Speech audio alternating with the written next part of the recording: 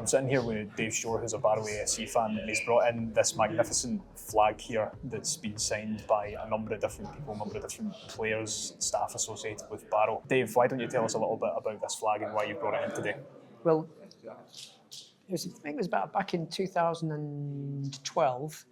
My son was posted in Afghanistan, and he was going to be there into the new year. And during the summer, we got this flag signed up for him so he could put it in over his bunk in Afghanistan. So we got it signed because I knew Neil MacDonald, who was, I think he was on the board at the time. He got this signed for us. We sent it off to him, and then David sent us this picture holding the flag. It would have been in 2012, and sadly he was shot and killed in January 2013. So this is kind of a personal, like a memory. It's like a link. It's like a lot of things. It's our David. It's because he was holding this flag, and then the football associated with that as well because he was a Barrow fan. It's kind of there's a lot of things. It means lots of different things to us apart from the football and my son. It's just kind of a memory thing. Like I say, even with the blue tack on the corners, that in itself means a lot because you know he put that on and that's what held it up on the wall over his bunk. And then we have got a picture of his bunk with this over the top of it. And so yeah, it's quite a personal thing. So I thought it'd be nice to bring in and share that. 100%. It's a great item and obviously very personal to you and your family. And I'm terribly sorry for the loss and the pain that you've suffered. But like we said when we first came in, he took this flag to Afghanistan with him, and Barrow's followed him whenever. And like we were saying about football, this is what's important. Yeah. It's a connection and a link to a place.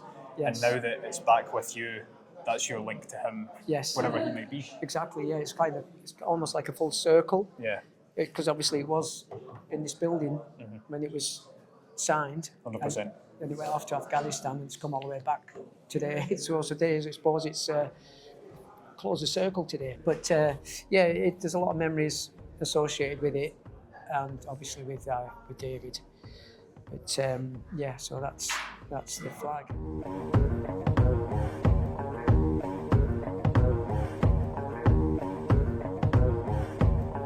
For bringing it in, I mean, you're Barrow, local, born and raised? Local, yeah, born and raised, 62 now. And don't look a day over 60. Yeah, stop it. But now I'm a volunteer. I do 3 mornings a week, and we come in on match days and get the ground ready for the game. So we've been in here this morning. I'll be back in on Monday morning. So it's kind of So with me working here now, that's another link. So it's just nice. It's just thought it's not out at home. It's in a drawer at home, but I knew exactly where it was, and I thought I'll bring that in and share that with whoever wants to see it. Yeah. It's another way of remembering David as well, because obviously you don't forget. So it's another excuse to. I suppose it kind of speaks to why these types of events are important as well, because, like you said, it's kind of been in a drawer at home, but now that this event's on, it's almost like you knew this was the time to bring out show to people, and that's why heritage events like this are important, is because it allows you the chance to tell these stories and show people I think what it's it means to you. Because to anybody else that would just be a flag, but it's true. To us it's not. It's more than that. It's just. It's a lot of things together, like memories and obviously the football that's involved. Yeah. But, Well, I'll ask you one last thing just before we finish up. Obviously, you've been brought up around the club. Club's always been a part of your life. You're working for the club, so you very much live and breathe Barrow AFC. Yeah. First thing that comes into your mind, I'm not going to tell you whether I mean the town or the club. What does Barrow mean to you? Oh my God. As a club? It's up to you. You answer. Barrow. Well, God. Barrow, I mean, suppose generally as a town is a working class town. And the focus has always been football and rugby for me personally, but now it's centred on the football. So, I've always followed the football. I don't know, it's difficult to put into words really what Barrow is, because it's a lot of things. It's a lot of things to a lot of people, and it can be, it depends what your focus is, I guess, but it's definitely home, because I've never lived anywhere else. So, Yeah, it's a lot of. Yeah, it's a lot of. It's a lot of. It's hard to say. I can't really. I know what you mean, but I think what always stands out for me is when I ask people that question, the first thing they always go to is mention the football club, and to me that tells me how intrinsically tied the football club is to the place, no matter where you go. Like I say, I mean, I think the first time I came to football would be about 6 or 7. That would have been 69, 70. And I've kind of followed the football ever since, good and bad, highs and lows. There's plenty of lows, obviously, but now, it's just nice to be part of the football, whatever role you play in the club you like, you love. It's just nice to be involved. Yeah. And some of the work we've done here, it's just great because you're making the club a better place for a lot of people. And so it's like giving something back in it, I guess. But yeah. Dave, thank you very much. Okay. I appreciate that loads. Cheers.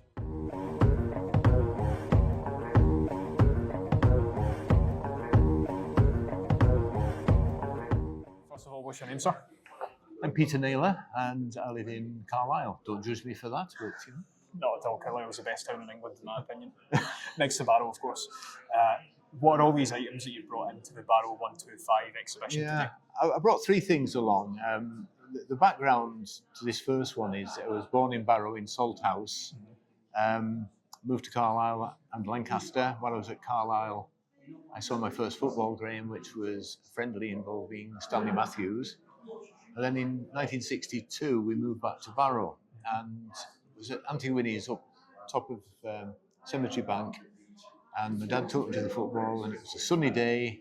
It was the first game against Oxford City, who just joined the league, and they were wearing yellow scarves, and the sun and the yellow, it just kind of made an impression on me.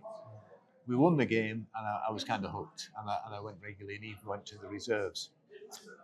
People say, what was the best game you've ever seen? And it's difficult. There's 2 or 3 choices. The one I would pick is a game against Leicester City. Okay. And that was an FA Cup 3rd round game in 1968. Barrow had just been promoted to the old 3rd division. And this is a group that shows the crowd on the popular side, and it includes a group of us from school down at the front there. Fantastic. So that's the first item. Amazing. Thank you very much. Beyond that, we didn't last long in the 3rd division, unfortunately. There were 2 seasons where we played top teams in the FA Cup. We were being promoted. It just didn't last. Within 5 years, we were not re-elected to the league. Okay.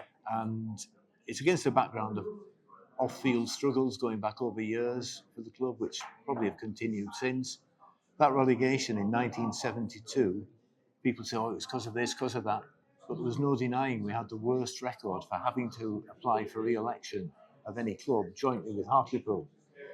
We also had a ground that had been decimated by the introduction of the speedway track, and it looked as if it had a makeover by the Luftwaffe. It was awful.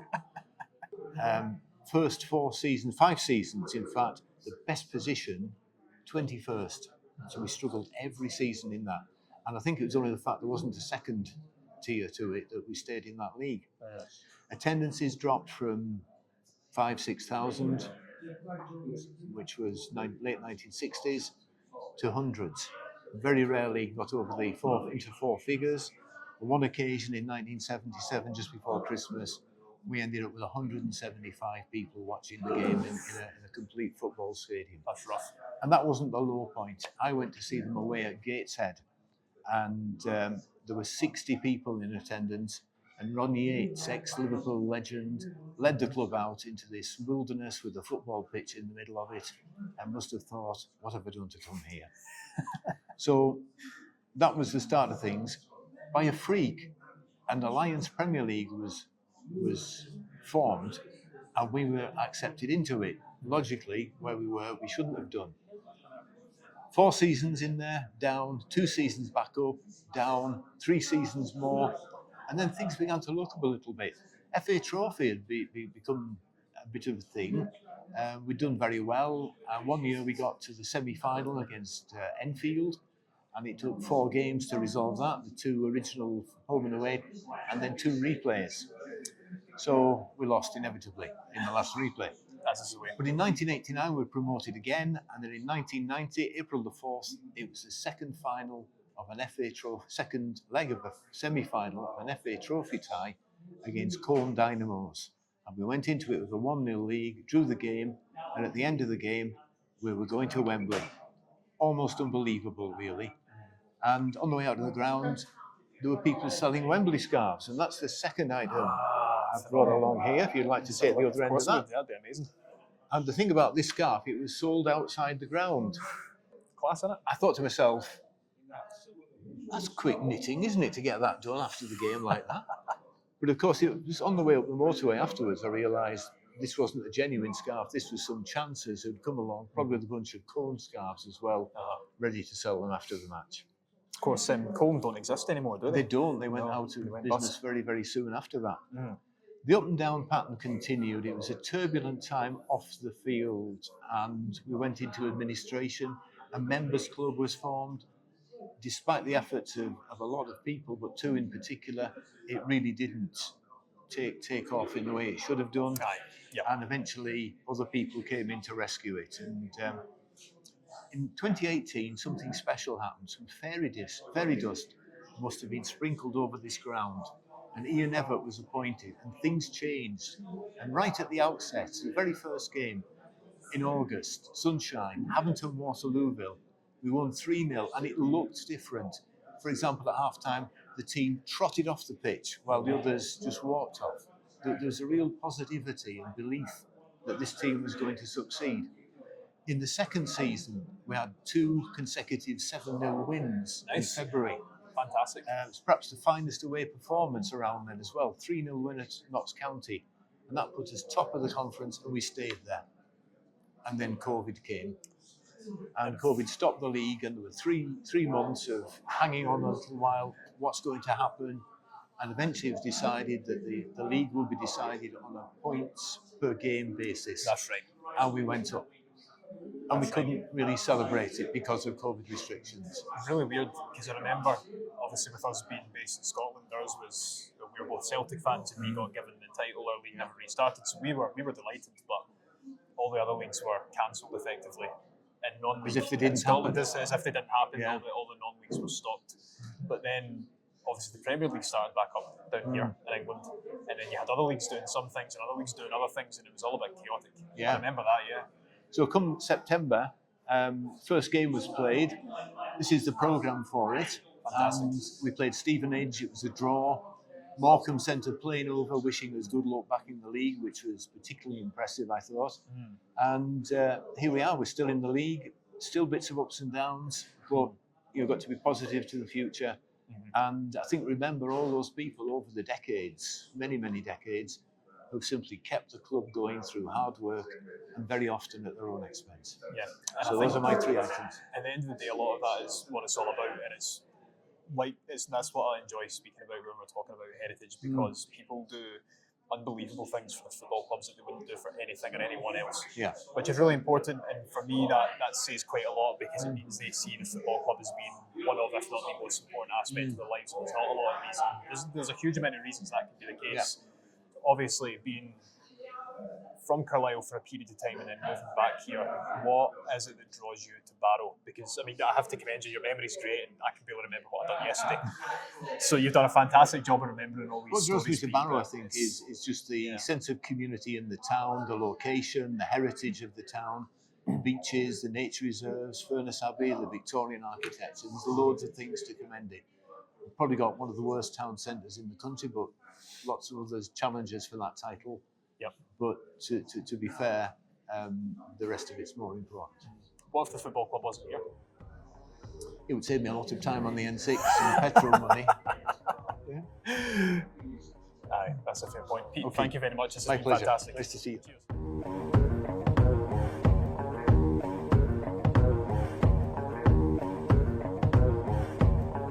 When did you meet Brian Arsmith? Probably, I would think when I was 16, I think I met him, really, I think he knocked around with my brother, and I think that's how I first met him. So yeah, 15, he would be about 18, 19. And was he at that point, was he known as a footballer at that point? Or was it just... Not at all. He was working as a sheet metal worker, apprentice. He was playing for, I think it was called Subdoc, and different local clubs. And then he got the chance to, he got into Barrow Reserves. And I can remember that Don McAvoy wanted to sign him, and his dad wouldn't let him sign until he'd finished his apprenticeship. Oh, He had to have his apprenticeship. Yeah. Okay, so what was it? Where did it? Do you remember? Do you remember where he took you in Barrow? What your first date was? I can remember we used to go to like the St James's dance and things, but no, not really. I think we did a lot of walking, especially on Walney Island. Oh, of course I will. Because he lived on Walney Island, he was born on Walney Island, and it was the place that he called God's Little Acre. God's Little Acre, Walney Island. I've got so he was a Walneyite then. He was a Walneyite, so. very much so. Oh, we have to. I think we definitely have to. Very we definitely much so. have to put that. Yeah. Because there's quite a lot of famous people off that island, and Yeah. he was the first footballer off there, I think. I think so. I think so. Yeah, okay, that's great. So, fast forward a bit then. What was it like watching him? What can you remember the first time you watched him here, Brian, here for the first team? When was that? Right, well, my mum and dad had a shop just down off Falker Street. So Saturday, I used to work for my mum and dad, and in the shop, and Saturday afternoon I could have off.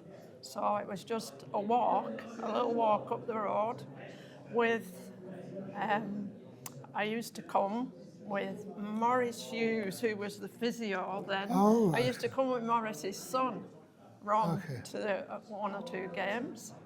And yeah, it just went from there. But sort of after we were married and we had children, my time stopped coming then a bit because childminding.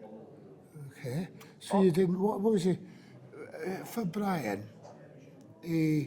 Where are we about now? When did he make his debut? He made his debut in 1960. He signed for Barrow in 1961. He made his debut in 1962 for the first team. Yeah. Is that where you've got this contract from? Do you want to? Not really, No, I that don't was think. later on, was it? But in So it's sure. 1963, I've got in here, we got married in Oh, 1963 where did you get married? at St James's Church, which is just Oh, here. You can see it from the Central. ground. Uh-huh. And on his bachelor night out was Friday the 13th Blimey. of September 1963, and he played at Workington. And the night out, the bachelor night out was on the bus coming home. Coming back to work into So we got married on September the 14th, 1963, and we had to go somewhere near York for our honeymoon for 3 days because he was playing at York on Monday night. Do you remember Do you remember if they won or not? I don't remember the score, but I remember it was the one time I think I've ever sat in. Well, I've sat in the director's box once here, but I sat in the director's box. You've only sat in the director's box once here, Jim. Is that true? I think the day that it was Brian, they named the stand. I sat in the director's box here with Brian, but I sat in the director's box at York 2 days after I got married. I'm gobsmacked you never only sat in the director's box once a year. No, I don't think so. I mean, I might have been invited to, but perhaps didn't prefer to. Okay, fair dues. I don't know. Fair I don't dues. know. Oh, that's So yeah. fabulous. So yeah, we were. 'Cause you, I missed a lot of games because we had 2 children, and then we bought a shop on Walney, Okay. Walney Island, a DIY shop. And of course, Brian was still footballing then, but I was in the shop. So right. I never got Saturday afternoons off. I only, so I missed a lot of that time. We had the shop for nearly 30 years, so I missed a lot of football. But then What was your most, when you think about it, what was your most sort of memorable football moment with Brian then, just thinking the 60s, that great team? the big game of Leicester City, Okay. where, however, I never can imagine how they got 16,500 people in this ground. Oh, I can't either. What they did, it was a total sellout. Brian's famous own goal, 3 minutes into the kickoff, which I think it showed his strength of character, because he carried on to have a good game after that. But I was at that game, and yes, 16,500. 16,500 people. I mean, you just can't. I mean, you look out there today and you wonder how. I mean, Well, you still go. You go every home game nearly. I do go every home game. Yes. So yeah, I think that's perhaps one. The other most memorable thing was after Brian finished. The most memorable day to me and the family was the naming of the stand, which was 2017. I mean, I do remember that day. I mean, what? But his playing days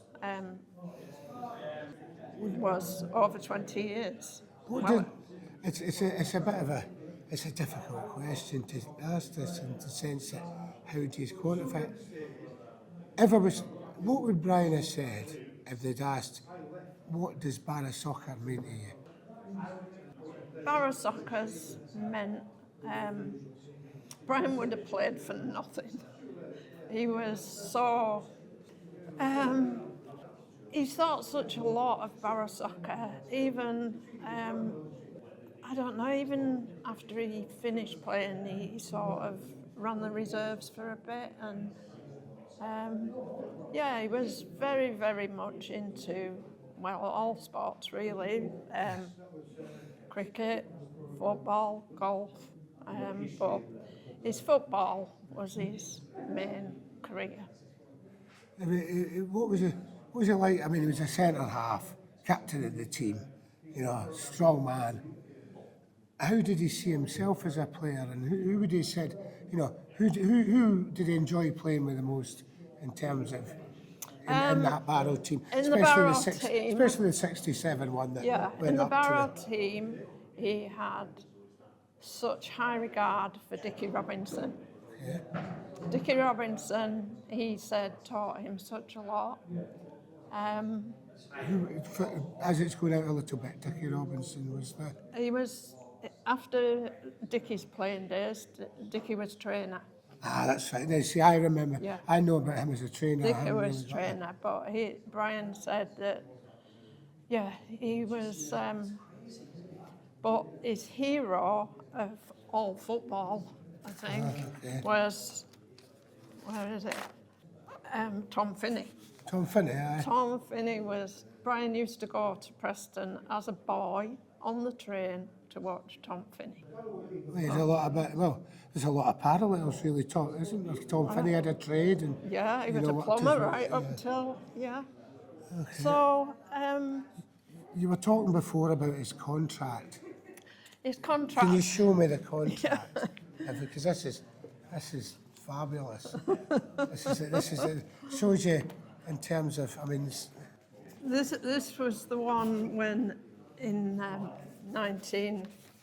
after we were married, That was his contract from the 1st of September 1965 till the 25th of the 5th, 1966.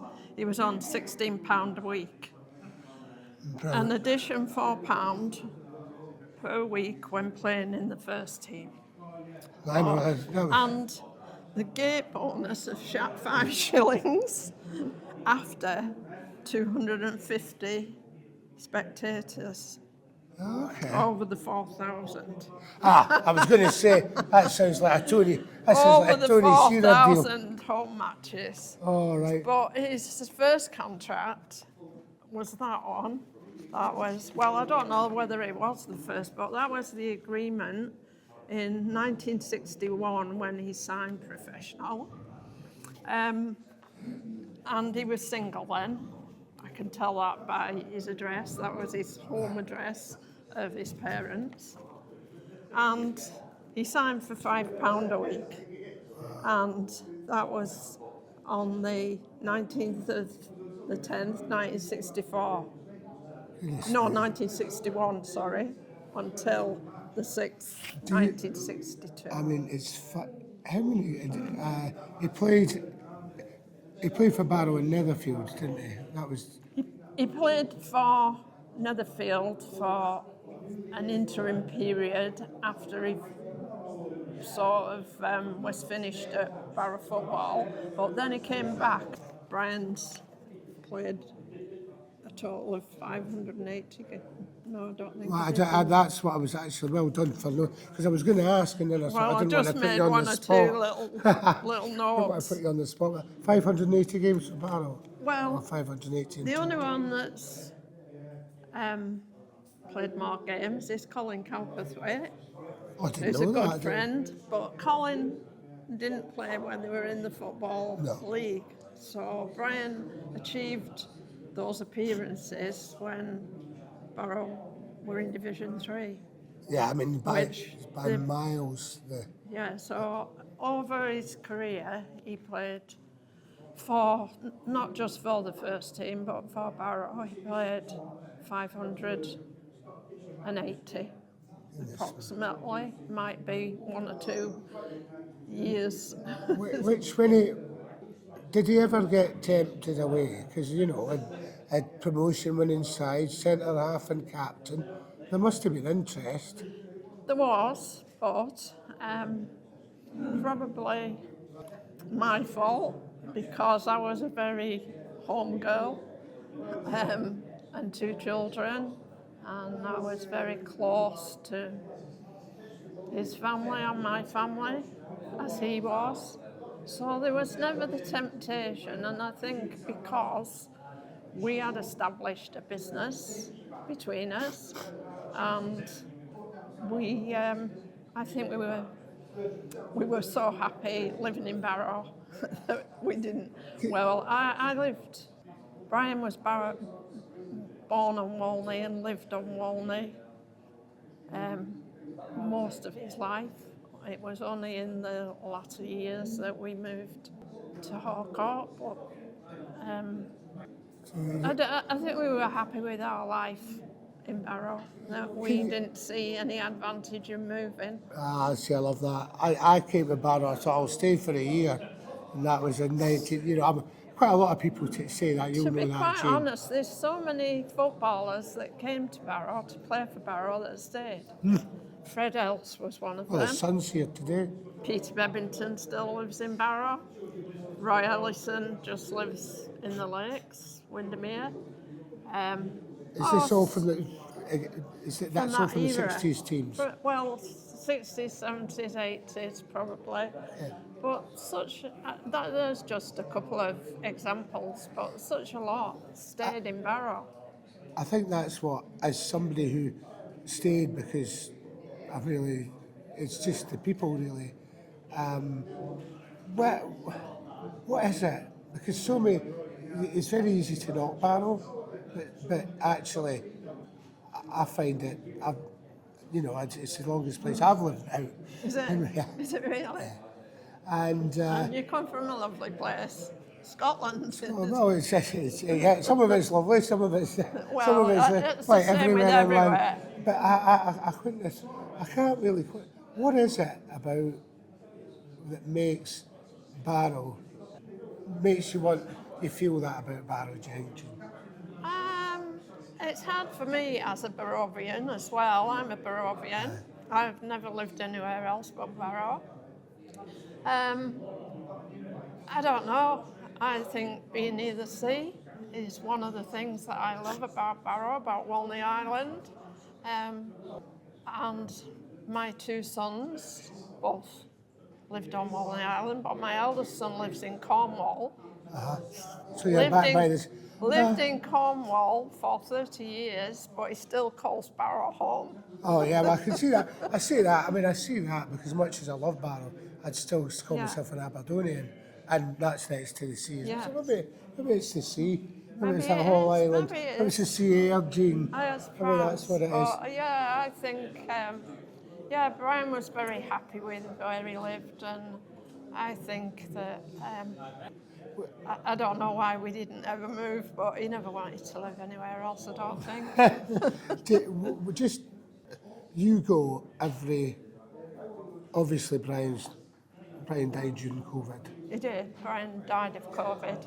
He did. And I can't. What you come every week? Well, every home game, and the odd away. Sorry? And the odd away game as well. Yeah, very odd away game. You do the cup. I've seen you at away games. Yeah, a very odd away game. What's kept you? What do you think of it now? What would he think of it? Well, both. Both of us. Both. You watched enough. Brian, I think, like other footballers that used to play football for Barrow and different teams, don't like watching it the same. The way the game's played now to what they used to play. I don't know what. Brian, although was a big supporter of Barrow and would have still been coming, I know he would, but he used to watch every game on the TV and moan about it. But I don't know. I don't think the game is what it used to be, in the sense that I think money has spoilt it. When these players in the 1960s, 70s, they didn't have the facilities, did they? They didn't have the grounds that they've got now. They didn't earn the money that they earn now, which has spoilt the game in that respect, I think. I think money spoiled the game. People played because they loved the game, didn't they? I think you're right. But do you still, I mean, this is, do you still love the game though? Do you still come? Yeah, I do, because I know that I like to support the Barrow team, and I just think that if he hadn't have died, he would have still been coming. My youngest son comes all the time to the games, and yeah, I do enjoy coming, and I enjoy the people around me there. That's. I like to get out. It's one of the things I look forward to, the match. Yeah. I think Barrow AFC will always be part of the Aerosmith life. And Brian is so much part of that team. And my eldest son, he did play a little bit for Barrow.